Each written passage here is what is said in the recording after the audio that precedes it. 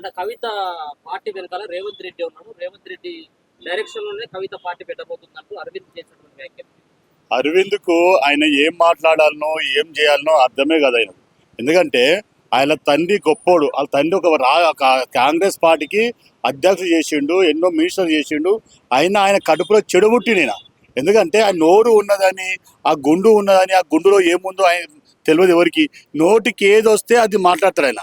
రెండోది ఏంటంటే ఒక ఆడపిల్ల అని చెప్పి చూడకుండా కూడా నోటికి వదిలిస్తే అది మాట్లాడితే రాబోయే రోజుల్లో కవితక్క గురించి అరవింద్ గారు మీరు మాట్లాడితే చాలా జాగ్రత్త.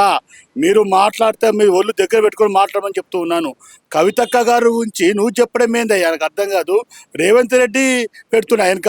వాస్తవానికి రేవంత్ రెడ్డికి మీరు ఆయనకు బానిసలకు ఆయన డబ్బులు ఇచ్చి ఆయన వెనక ఉండి మాట్లాడిపిస్తారు మీరు. కవితక్క కాదు. కవితక్క నిటారుగా నిలబడి ఈరోజు తెలంగాణ ప్రజల కొరకు, సామాజిక తెలంగాణ కొరకు పోరాడుతున్నామే. మీరు ఒకరి దగ్గర పనిచేస్తూ ఉన్న వాళ్ళు మీరు ఎవరు చెప్తే వాళ్ళకి మాట్లాడుతున్నారు. అది కరెక్ట్ కాదు. నెక్స్ట్ టైం మీరు అరవింద్ గారు మళ్ళీసారి మాట్లాడినాకే జాగ్రత్త హెచ్చరిస్తున్నాం మేము జాగృతి తరఫున. ఎందుకంటే మీరు ఎంత ఉన్నారో అంత మాట్లాడండి. అంటే అందులో మాట్లాడితే మేము బాగా మీడియాలో పాపులర్ అవుతామని చెప్పేసి చెప్తే ప్రజలకు రాబోయే రోజుల్లో జాగృతిలో ఉన్న ప్రజలు మీ ఇంటికి వచ్చి పడి కొడతారని చెప్పి తెలియజేస్తూ ఉన్నా. ఉద్యోగుల గురించి, నిరుద్యోగుల గురించి మాట్లాడుతున్నటువంటి కవితకి ఆ రోజు ఆ ప్రభుత్వంలోనే భాగస్వామిగా 10 సంవత్సరాలు ఉన్నటువంటి కవితకి ఆ రోజు సమస్యలు ఎందుకు గుర్తు రాలేదు, ఈ రోజు ఎందుకు వచ్చి మాట్లాడుతుందన్నటువంటి విమర్శలు కూడా వస్తా ఉంది. గుర్తు రాలేగా, గుర్తు ఉన్నా కానీ ఆ రోజుల్లో బీఆర్ఎస్ లో ఉన్నందున ఆమె ఏం చెప్పినా వాళ్ళు బీఆర్ఎస్ పార్టీని పట్టించుకోలేదు.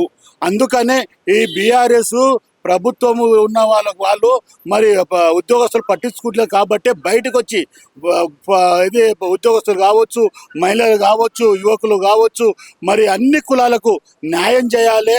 వీళ్ళకు తెలంగాణలో సామాజిక న్యాయం అయితేనే బాగుంటుందని చెప్పేసి బయటకు వచ్చి ఓ పార్టీ పెడుతుంది. 25 తారీఖు ఏప్రిల్ రోజున ఆ రోజు వేలాది మంది, 100 కళ్ళు, 1000 కళ్ళు, లక్షల కళ్ళు కవితమ్మ గారు ఎప్పుడు పార్టీ పెడతారో చూస్తాము, అలా చేరుతామని చెప్పి ప్రజలు ఈరోజు కోరుతూ ఉన్నారు. ఆ వెంట నడవాలని చెప్పి వేలాది మంది అడుగులు వేయడానికి కూడా ఇప్పుడు రెడీ ఉన్నారు. ఏం పార్టీ? మీ పార్టీ పేరు టీఆర్ఎస్ అంటారు, లేకపోతే ఏదో తెలంగాణ జాగృతి పార్టీ అంటారు, బీజేపీ అని అంటా ఉన్నారు. ఇప్పుడు టీఆర్ఎస్ వచ్చినా ఇంకో పార్టీ వచ్చినా కవితమ్మ గారు తెలుసు ఏ పార్టీ పెట్టాలని. టీఆర్ఎస్ పోయి బీఆర్ఎస్ కలిపి 3 సంవత్సరాలు అవుతుంది.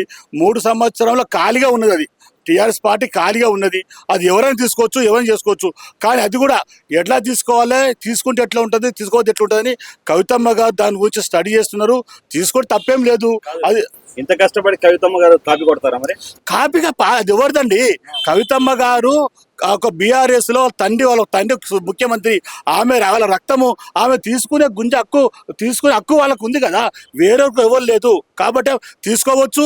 తీసుకుంటే కూడా అంత అభ్యంతరం. ఎందుకంటే వేరే అన్న వాళ్ళకి హక్కు లేదు. ఎందుకంటే వాళ్ళ రక్తము ఇయ్యాలి కాకుండా రేపు కాకుండా అన్ననే ఎత్తాడు, తండ్రి ఎత్తాడు. ఈ రోజు ఆమె గురించి చెడు మాట్లాడేవాడు అందరూ రేపు వేరే అయితే తప్ప ఏదో రోజు తండ్రి బిడ్డ ఒకటితరని చెప్పి తెలియజేస్తున్నాను. ఒక్కటైతారంటే రక్తబంధన. పార్టీ విధంగా కాదని చెప్పేది. ఏదో రోజు రక్తం కాబట్టి వాళ్ళకు మంచి జరిగినా చెడు జరిగినా వీళ్ళకు మంచి జరిగినా మాట్లాడుకుంటే వస్తువులు పోతూ ఉంటారు. పార్టీ అంటే వేరే ఉంటది అని చెప్పి తెలియజేస్తున్నాను. పూర్తిగా కడిగిన ముత్యం లాగా బయటకు రావడానికి కారణం బీజేపీ.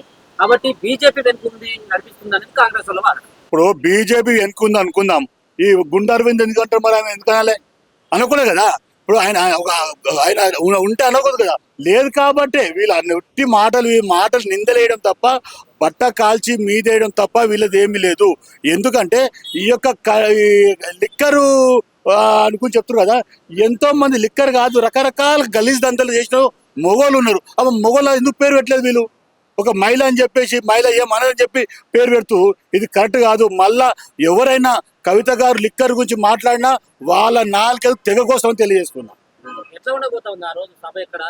సభ మేడ్చల్ జిల్లాలో మున్నూరాబాద్ లో వేలాది మందితోటి కవితక్క గారు రేపు పెట్టబోయే పార్టీ.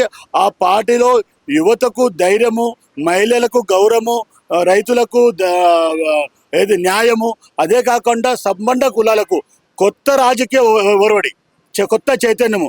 కవితక్క అంటే ఒక ధైర్యము, కవితక్క అంటే ఒక విప్లవం. కవితక్క అంటే ఈరోజు ఆమె చూసి కొత్త చరిత్ర సృష్టించాలని చెప్పి తెలంగాణలో ఆమె ముందడుగేస్తుంది. ఆ అడుగుతో వేలాది మంది, లక్షలాది మంది వస్తారు పోతారు. దాంతోపాటు ఎమ్మెల్యేలు, ఎంపీలు, ఎక్స్ఎంపీలు, ఎక్స్ మినిస్టర్లు కూడా అన్ని పార్టీలతో రావడానికి ఆమెతో మాట్లాడుతున్నారు ఈరోజు దాకా. ఏమంటే ముఖ్యమంత్రి ఎవరు ఉండబోతా ఉన్నారు మా పార్టీ అధికారులు? అరే ముఖ్యమంత్రి మా కవితకనే ఉంటుంది. మా 100% మా కవితగా ఉండాలని చెప్పి కోరుకుంటున్నాము. అంటే వేరే వాళ్ళు ఉండాలంటే ఎవరు పరిపాలిస్తారు, ఎవరు వాళ్ళ రాజకీయ చరిత్ర ఉండాలి, రాజకీయంగా అన్ని రకాలుగా ఉండాలి. ప్రజలే కాదు, ప్రజలతోటి డబ్బు ఉండాలి, అనుభవం ఉండాలి. అంటే ఏ ప్రభుత్వంలో ఏది అన్యాయం జరుగుతుంది, న్యాయం జరుగుతుంది, ఏ పార్టీలో కూడా ఏమో లోపల ఏ లుకులుకులు అని చెప్పి తెలిసిన వాళ్ళే రేపు ప్రభుత్వాన్ని ఏలే పరిస్థితి ఉంటుంది. కానీ ఎవరు తీసుకొచ్చి అనామకు తీసుకొచ్చి కూర్చోబెడితే ముఖ్యమంత్రి చేస్తే మళ్ళీ చెడ్డ పేరు వస్తుంది. కాబట్టి ముఖ్యమంత్రిగా మా కవితక్కని ఉంటుంది. 100% కవితక్క ఉండాలని తెలియజేస్తున్నాను నేను.